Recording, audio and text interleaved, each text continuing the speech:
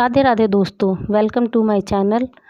आशा videos में आप सभी का स्वागत है। तो आज मैं आपके संग अपना वो एहसास, वो फीलिंग मैं आपके संग बांटना चाहती हूँ जो कि जिसे मैंने खुद महसूस किया है, जिसे मैंने खुद अपने अंदर और अपने साथ मेरे साथ हुआ है।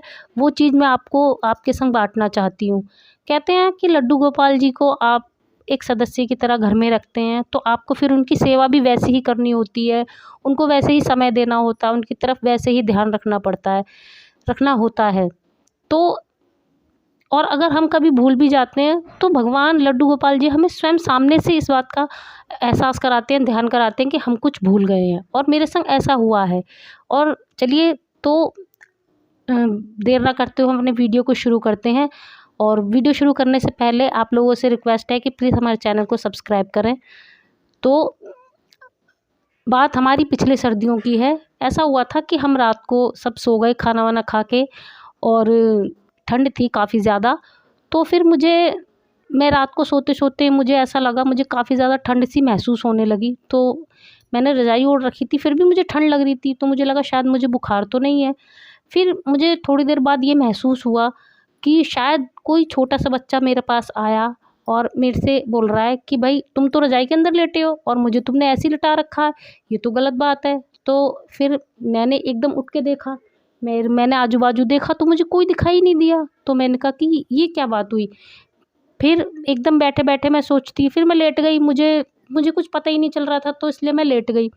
तो फिर मैंने कहा कि मैं फिर अपनी पूरी दिनचर्या, अब एक बार आँख खुल जाए तो फिर कहाँ नींद आती है। तो मैं अपनी पूरी रूटीन को फिर मैं ध्यान करने लगी, बैक टू बैक, कि मैंने सुबह क्या किया, मैंने दोपहर को क्या किया। एकदम करते करते मुझे सडनली रियलाइज़ हुआ कि मैंने लड्डू गोपाल जी को वो नहीं, क्या कहते हैं, मैंने उनको कंबल ही नहीं उड़ाया। मैं भागती हुई ऊपर अपने छत पे, अपने कमरे में, मंदिर में आई, तो मैंने देखा कि सचमुच में लड्डू गोपाल जी बिना रज़ाई के और वैसे ही विश्राम अवस्था में थे।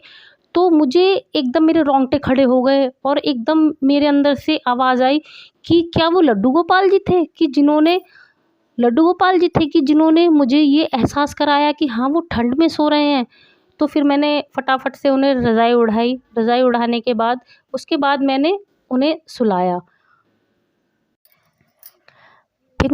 सुलाया। और उसके बाद फिर मैंने उन्हें हाथ जोड़ के नमस्कार किया, और मैं खुद जाके फिर आराम से अपने बिस्तर में लेट गई।